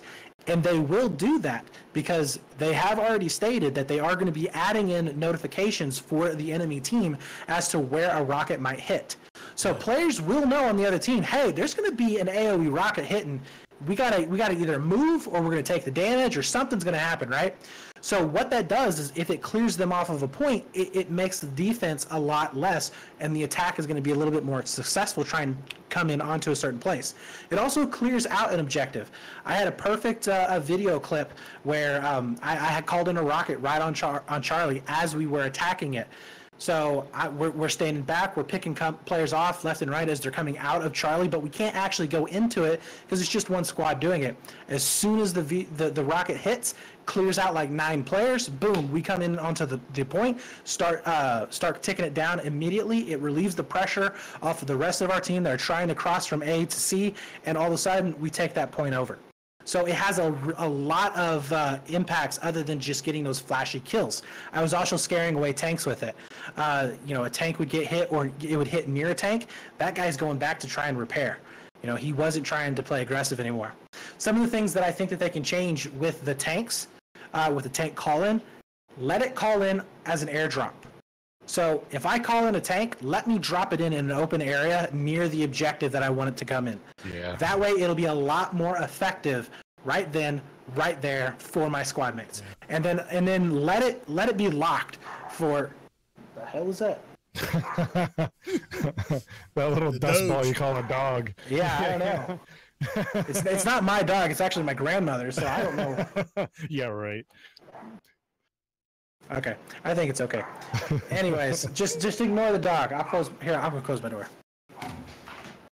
Yeah, I will go and piggyback off of what he said, talking about the tank.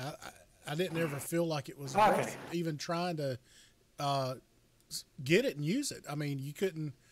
You had no point of trying to use it. It just felt like, okay, I'm just going to save up for the rocket, and I can actually put it where I want it instead of having to, just die and try to respawn back into it. Yeah, I agree. I called it in once. That's it. Yeah, that's all I did. And then I was like, the first time I called it in, I'm like, okay, where's it at? I like his idea of having it as an airdrop, because if you call it in and coordinate with your squad, then your squad can go over, take it over, and then actually use it to go get an objective that you guys have already talked about and coordinated. You know, let's go take C. You drop it in between C and E. You grab the tank, and then you all push for C. As it was, you called it in. It was at the spawn screen, and whoever grabbed it, and did whatever they want with it. So. Yeah. Yeah, I think that there's some changes that they can definitely do to it to make it a lot more viable. I would like to see depots being used. I think that would be really effective for squad streaks to call in. I think that they need to have something to where it'd be similar to a flare. So basically, you would call it in, and it would be like a size that would maybe be twice the size of a flare, and it would last 3 times as long. Something like that, to where you're about to push into a certain objective, or have it to where, like, and this is getting into something that may not appeal to a whole lot of Battlefield players, but I think could have some merit. Maybe have it to where it would pop a score streak, and it would allow you to have your teammates spawn on the squad leader only like 50% faster. Yeah. Yeah. So you would then turn into a very fast spawn beacon, basically. And there were times where I could see stuff like that actually coming. There's a lot of cool things that you can do with these score streaks. I think that they just need to be kind of imaginative with it. And I could see them using things like bomb strikes, artillery call-ins, things like that on points that the squad leader can then do. It really make them even more powerful than what they already are. Another thing that I would like to see changed is, and I don't know, because I played the squad leader most of the time, so I don't know what the other squad members did, but I would call in a rocket 3 or 4 times in a map. I don't know if the squad members got points for my kills with the rocket. So I think that if I get 9 kills with my rocket, the squad members who helped me get points for that rocket need to get something for that. Yeah, I agree. I don't think they did. I don't recall ever getting No, points they don't. as a squad Yeah. member. Not the way it is now, anyways. But So I think that there needs to be some points given out to the squad members, because they did contribute to that chain of kills that just happened. I agree. Yeah. All right, you wanna let's move on to vehicles. Hey, a heads up! I have to go into work here in about 10 minutes, maybe 15. So just a heads up on that one. Okay. All right. Why don't you? We'll let you start this one off then, Brett, because this will probably take us to where you got a jet anyways, because this is going to be a pretty decent topic to talk about. We're talking about vehicles. Vehicles. Yeah. Yep. Mm-hmm. Vehicles. Okay. So on vehicles, it's short, simple, and sweet. Tanks need to have a buff. Either buff the tanks or nerf the rockets. You need to improve the handling of the tanks. You need to improve the spotting system of the planes. Right now, it is pretty atrocious. And I think that in the planes, instead of having this icon that floats up in the air, I think you need to create a landing strip where the planes have to go back to in order to refuel, rearm. And I think that you need to take out the animation of getting out of the tank. Getting in the tank is fine, but getting out of the tank, the animation needs to go, because I don't like the self-repair. And I think that if you took out the self-repair, took out the animation, it would bring it back to the Battlefield 3 and 4 style tank play, where it actually took, in my opinion, brains to run a tank and repair a tank, especially if you were playing solo. So I kind of like to see that come back a little bit. Yep. What about you, Pun? Honestly, I don't have a lot to add to it. I agree with Brett. I really do. I thought the planes were worthless in the game. I mean, I maybe got killed once or twice the whole time I played. I probably put almost 25 hours in. So it's like you said, they need to be spotted. They need to have some sort of spotting that could help them out, because it was virtually impossible to see targets on the ground. And the tanks were just they were outplayed by the powerful assault. And as you saw people learning that, you saw that they sat back and just kind of didn't really play the objectives. They didn't feel like they could get in on a flag and fight. So Yeah, I'd like to see, and this is coming from an infantry player. I mean, I'm not a vehicle guy, so, and I felt they were getting the bum deal out of all this. So, yeah.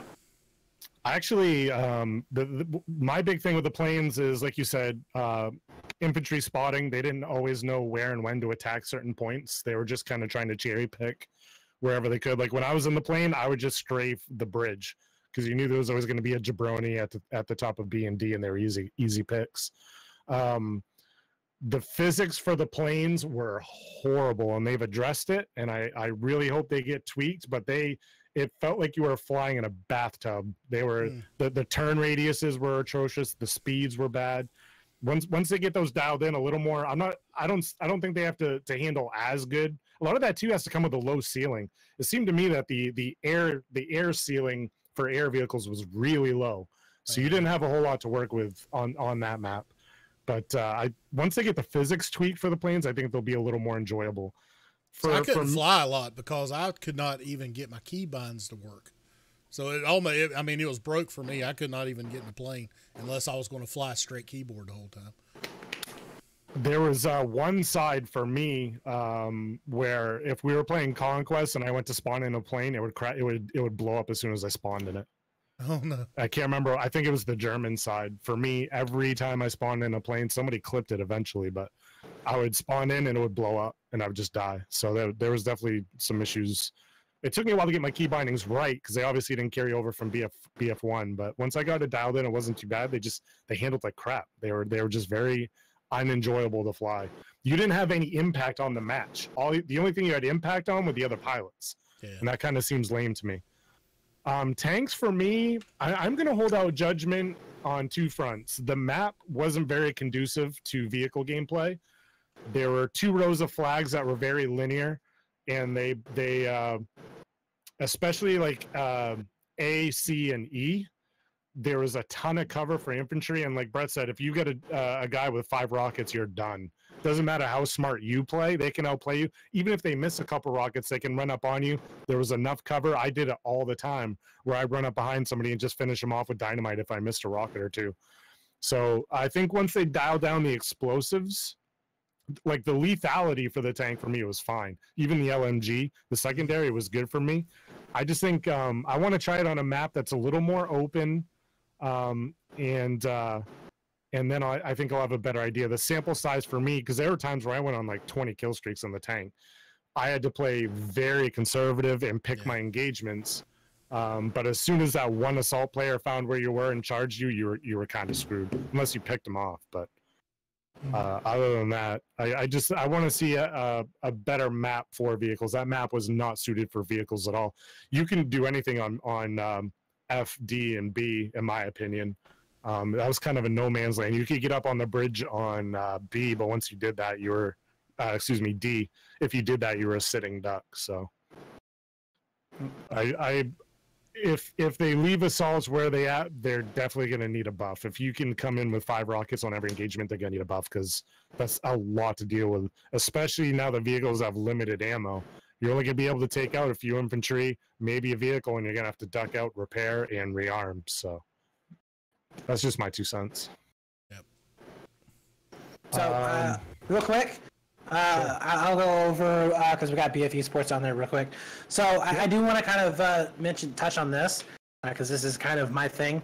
So, for Battlefield 5, I think that's pretty obvious that there is going to be some sort of eSports connection coming in for it, with the amount of jobs that they have issued out there for competitive in the competitive space for EA as well as for DICE. You know that there's going to be some comp going on. Incursions was a really good example of that. They have pretty much stated that they're done with Incursions right now, which leads to tell me that they're focusing on Battlefield 5 for some kind of competitive mode.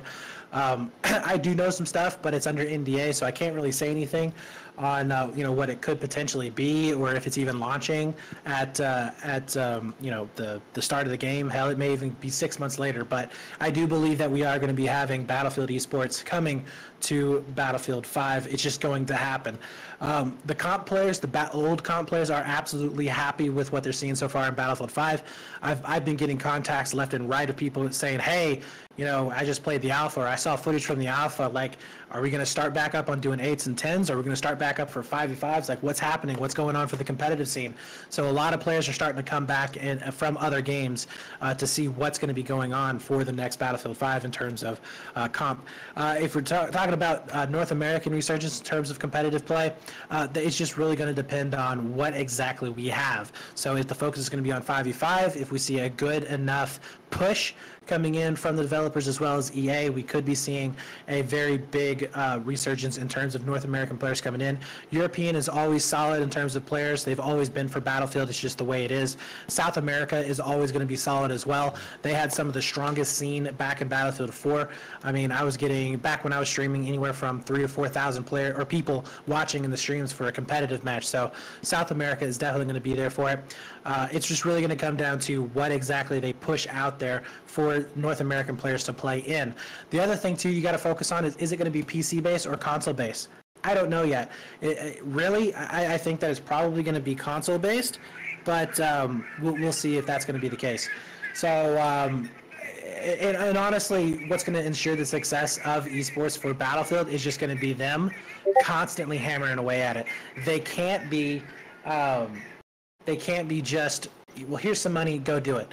They actually have to go out, advertise for it, make improvements to the game, make sure that there is going to be some sort of a structure, some sort of a framework there for competitive to thrive. So anyways, guys, this is work calling, so I have to go. I really appreciate you guys having me on the podcast. I hope maybe I could do some future ones with you guys. But if you want to check me out, anybody who's watching on YouTube or here in the stream, at BrettFX on Twitter, youtube.com/AronTVH1, or you can just type in BrettFX Gaming in YouTube, and it'll come up with a bunch of videos. So, you know, thanks for having me on. I wish I could have stayed more, but yeah, I got to go, guys. Take it easy, Brett. Thank you for being on, man. Man. Be good. Oh, hold on, Kick. Your camera just went crazy. He signed off, so the camera resized. Yeah, I changed the size. Yeah. Yep. How do I fix this? Wow. Okay. There we go. We'll just work with that for right now. How about that? I'm seeing it on stream. All right, that works. Yep. Well, let's go ahead and I was just say, well, let's go ahead and close it out, and we'll make some closing remarks, and then yeah, that'll be it for tonight. Sounds good to me. Go ahead, buddy. I'll let you go first. All right. So Battlefield 5 overall, I thought it was refreshing, and the fact that you could see people talking about it with the amount of excitement on social media, something that I have not seen since Battlefield 3, makes me feel good about what we're going to see in October. I think we're going to see a return of a lot of people that have left the Battlefield scene in the last 2 years. I think you're going to be seeing a lot of those names come back because of the way gunplay is in Battlefield 5, including Kickstand, Brett, a lot of those old, eSports teams that we saw that, made the Battlefield comp scene so fun. You're going to see them come back, and I think it's going to be a really strong showing for Battlefield. And I'm hoping that they provide the space for these teams in esports to be able to come in, because I think that longevity for Battlefield 5 is going to strongly depend on how healthy the esports scene is for Battlefield. And if it's healthy globally, it's going to speak volumes for what we're going to see in terms of content, in terms of gameplay, in terms of features, and how EA itself will get and push this. And if you can see a strong comp team that EA is actively backing, could we see something like what Overwatch is doing right now? It would actually be pretty interesting to see. So, yeah, I'm very excited for what Battlefield 5 is going to bring to us. And I have, like I said, I just have not been this excited for a Battlefield game in about 5 or 6 years. And it's really, really just got me really happy, and I'm ready for it. Ditto. That's all I can. I'm pumped for BF5. I'm a little worried that the open beta is so close to launch. It's at the end of September. That worries me a little bit because it's at that point it's not a beta. It's more of a preview. Demo. Yeah, demo. Yep. So I'm hoping it's in a better state. I wouldn't say it wasn't broken when the alpha came out, but there are a lot of glaring issues. Mm-hmm. So we'll see. But we were playing an older build when we were playing the alpha as well. So yeah, that's the one thing I'm worried about too, is the time frame for them to go gold. Because basically what it is 1 month before their release date in October is their gold date. And that gives them time for printing, marketing, packaging, logistics, sending all that stuff out to the stores, getting everything set up for sale. So they're first week of September, they're going to probably run the beta for 3 or 4 days.